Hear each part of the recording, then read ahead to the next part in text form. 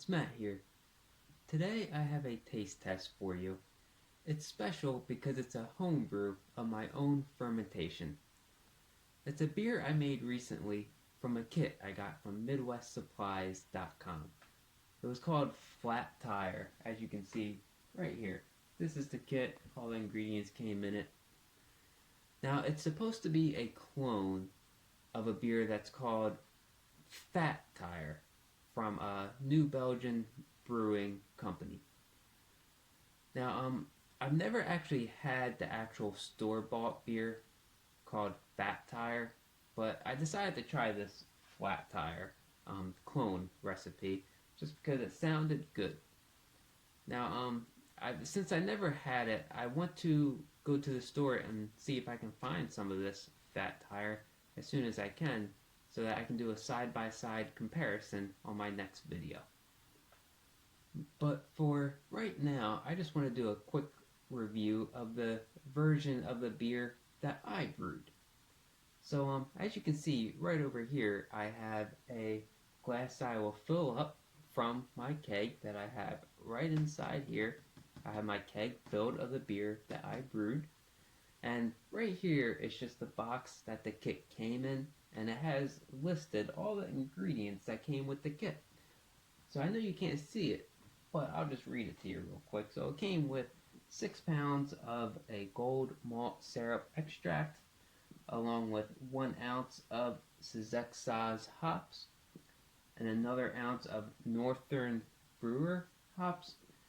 And the yeast I used was just a dry yeast called Cephali BE 256. Okay, so I'm going to go ahead and fill up my empty glass here with my home brew, and I'll be right back.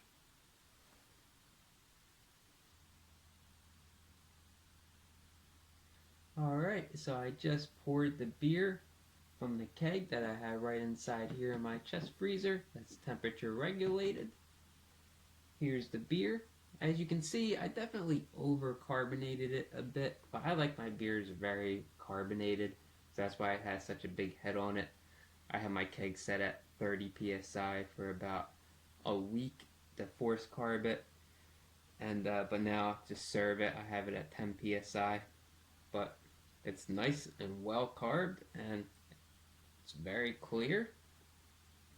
Now I have a flashlight right here just because I wanted to see how clear this beer is, and you might be able to see it too in the camera, I'm not sure.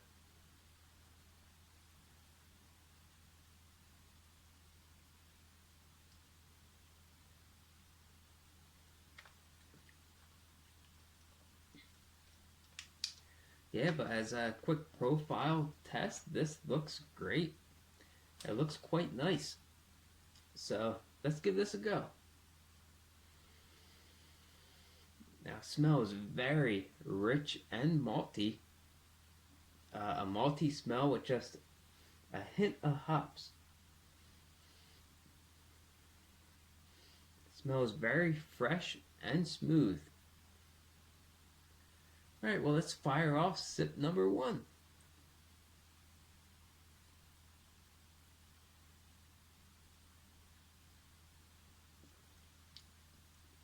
Wow, that really is quite nice of a beer.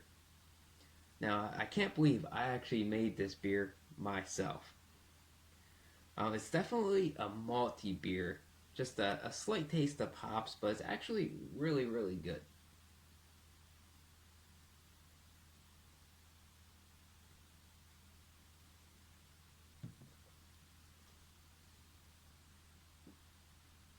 Alright, well, let's fire off another sip of this great tasting beer.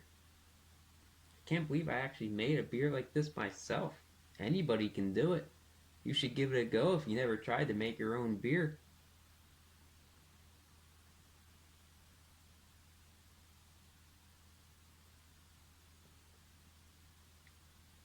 Wow, now that is just a great tasting beer. It's just very, very good. I mean, I really can't ask for something better in a beer.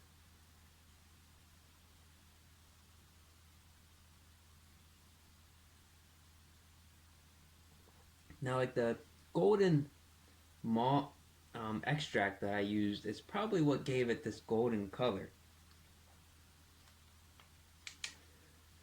As you can see, it's a very golden beer, and it was the golden malt extract that I used to make this beer that probably gave it that color. And the reason why this beer is so clear is I actually use a technique. I use gelatin to clear my beer. Now I can explain that in more detail in another video if you homebrew your own beer and you think that your beer is a little bit cloudy and maybe you're thinking how can you clear it a little bit more. I could show that in another video.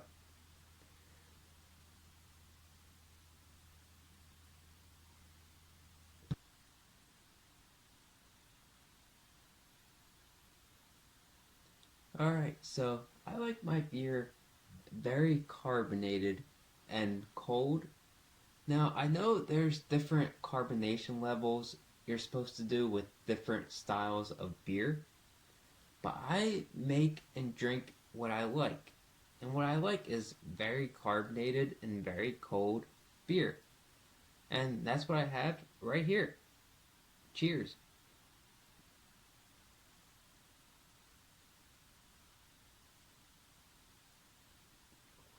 Now that is very good beer. Now, I I'll definitely brew this beer again. It tastes great. The starting gravity was 1.056, and the final gravity was, let me see here, 1.010, which makes this about a 6.04% beer. Now, I usually like hoppy beers mostly, and this is not a hoppy beer, but it still tastes great.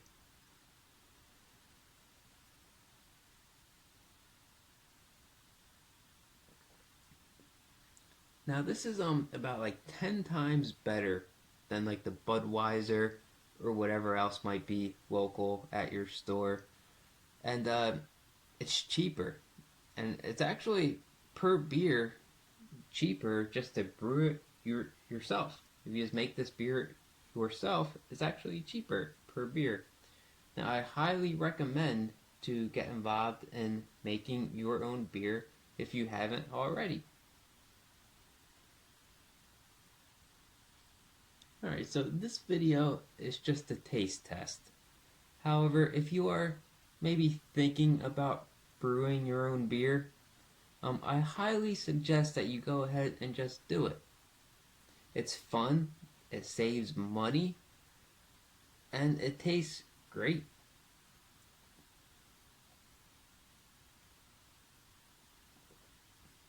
Now, if you need any help, any advice, any questions, just send me a message or a comment. I've been doing this for 9 years, and I know a lot. There's lots of times maybe I got confused or I made mistakes, and I was Googling different ways on how to fix my mistakes or questions of things I had. And, I usually found my answers on the internet, but feel free and send me a message if you have any questions at all. Cheers. Cheers.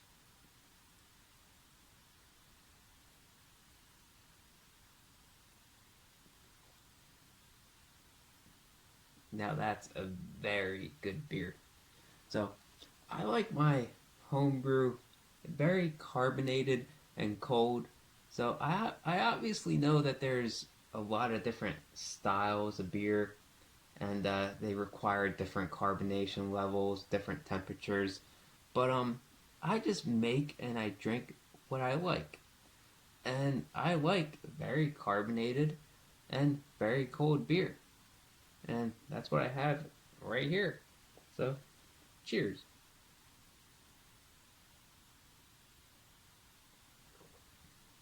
I just can't beat that. That is great beer. That really is just great beer. Very simple to make. This beer flat tire kit from Midwest Supplies. And they got tons of other styles. I'm not advertising or anything for Midwest Supplies. It's just a site that I buy from a lot, along with many other online sites. Well, anyway, cheers, guys. Thanks for watching.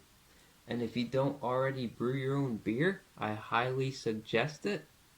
It tastes great.